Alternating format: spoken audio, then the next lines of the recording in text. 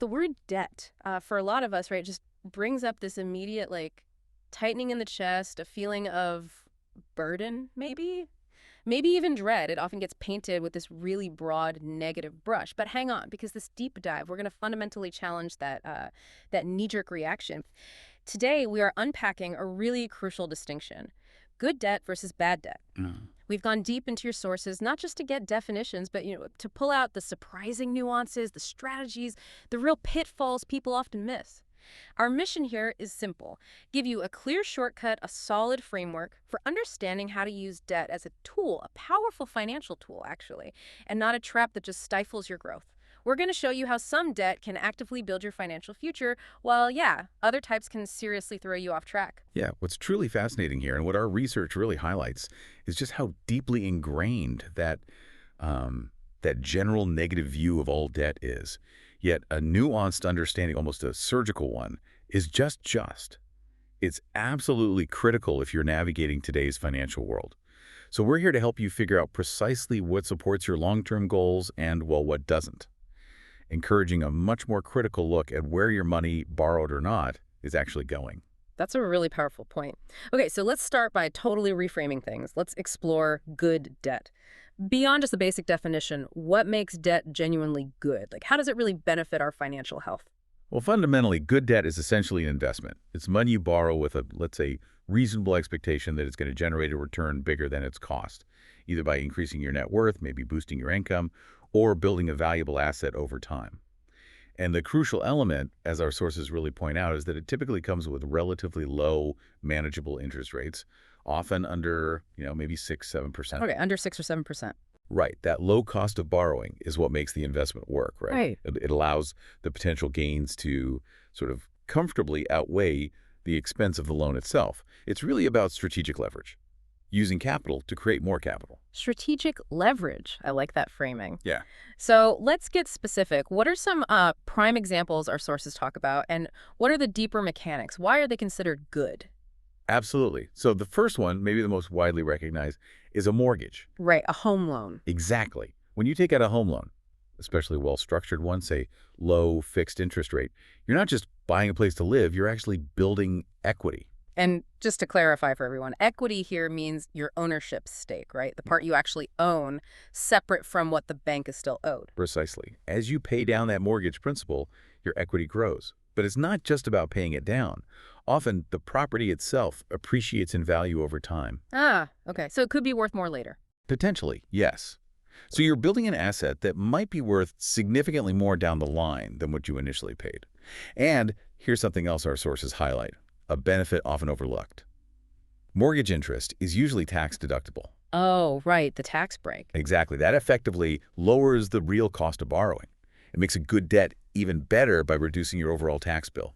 It's a really powerful way to build wealth, turning that liability on paper into a tangible asset. That tax advantage is a crucial detail, yeah. Often gets missed. Okay, moving to another classic example, one that sometimes causes a bit of debate: student loans. Our sources tend to categorize borrowing for education as good if. And that's a big if it genuinely boosts your future earning power.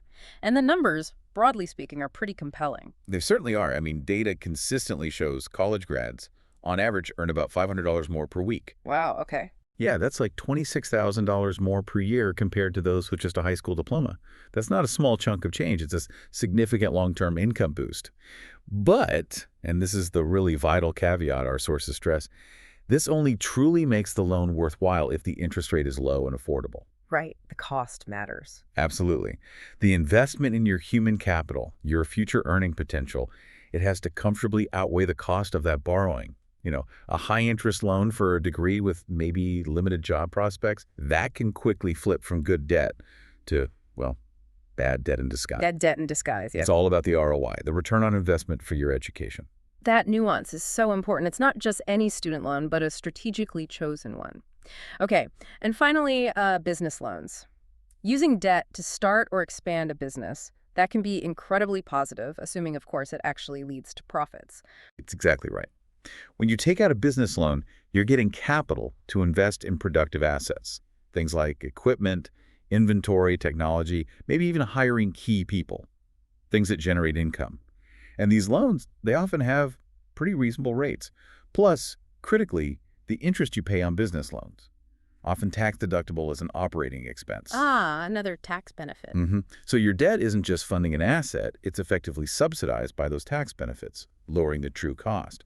It can be a really powerful engine for, economic growth and building personal wealth. It's truly a strategic move with capital.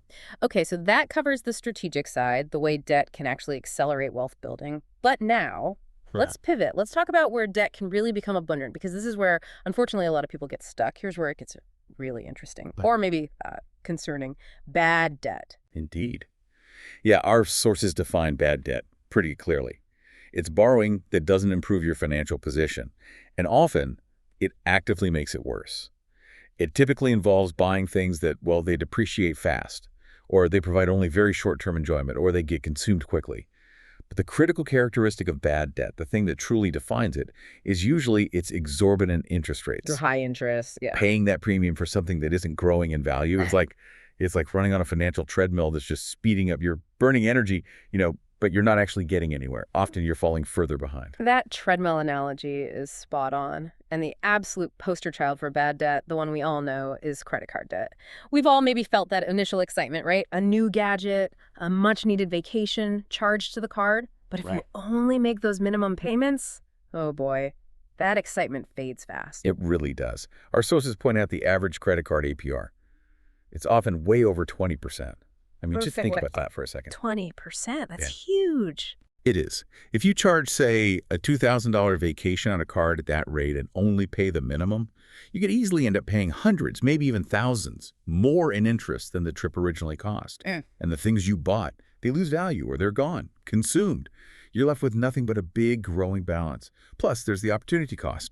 All that interest money could have been invested or gone into that emergency fund we need to talk about. Right. Paying a premium for something that's already gone. Exactly. It's the classic trap of immediate gratification without building any long-term value. And then there are things that are perhaps even more insidious. Payday loans, other kinds of predatory high-interest loans. These short-term things might seem like a lifesaver if you're in a real bind, right? But those fees, the sky-high interest, they're notorious for trapping people in just a devastating debt cycle. Oh, absolutely. Our sources give some pretty stark examples. Payday loans with APRs that can just skyrocket to 400% or even higher. 400%.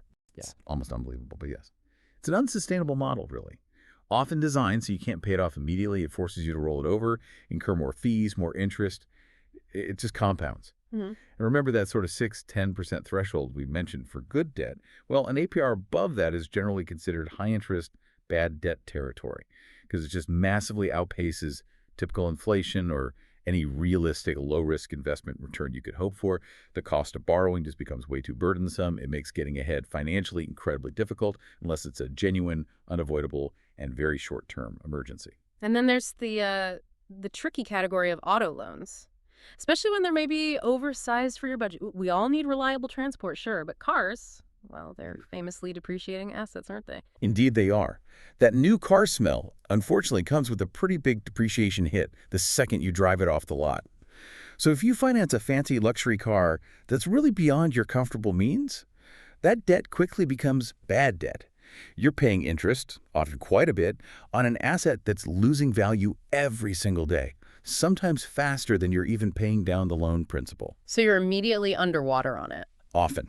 Yes, it's a financial race you're almost guaranteed to lose. Now, our sources do emphasize, look, a modest car loan at a low, manageable rate for a reliable vehicle you genuinely need, that can be perfectly fine, acceptable debt. But it's just crucial to avoid taking on more debt than absolutely necessary for something that's constantly losing value.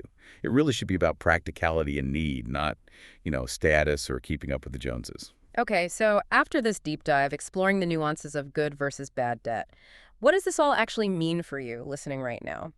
How can you apply these ideas to stay out of bad debt, manage existing debt better, and really transform your financial situation? All right, this is where, as they say, the rubber meets the road.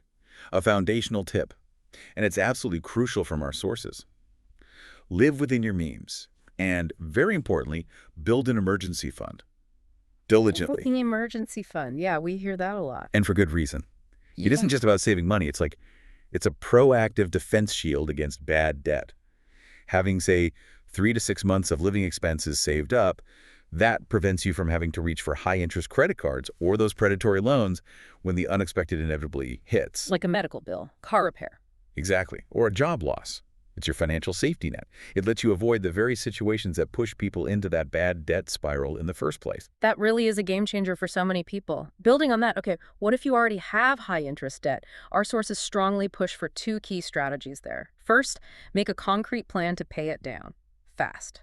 This might mean using methods like the debt snowball, paying off smallest debts first for those quick wins. The psychological boost. Or the debt avalanche, hitting the highest interest rates first to save the most money over time. Right. Choose the method that works for you, but make a plan. And second, just as important, avoid adding any new charges to those high-interest accounts. That means making some tough choices, focusing your budget ruthlessly on needs versus wants, being incredibly intentional with every single dollar. And to really reinforce those disciplined habits, our sources suggest some practical tactics, like try using cash or debit for everyday spending. Oh, interesting. Why is that? Well, it gives you a much more tangible sense of how much you're actually spending.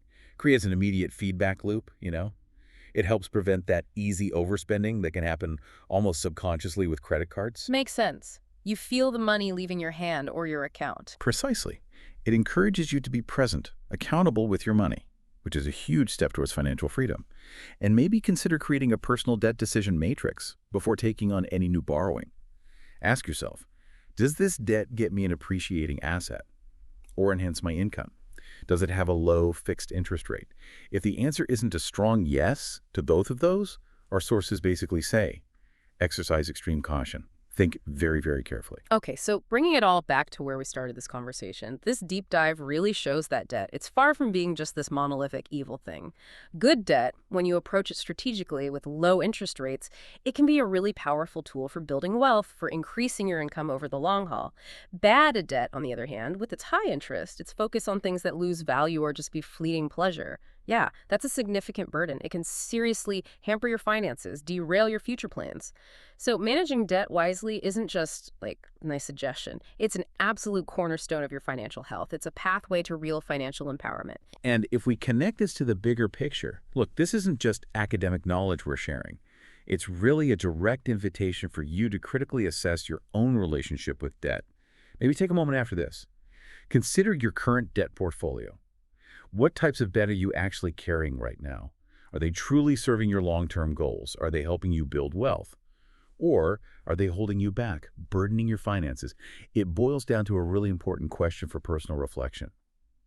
Is your debt working for you, or is it working against you? Indeed. And think about this. How could a more intentional, a more informed approach to debt, armed with the distinctions and the strategies we've talked about today, how could that truly transform your financial future? Leading not just to greater wealth, maybe, but also to greater peace of mind, greater freedom. It's definitely a powerful concept to mull over and explore in your own life.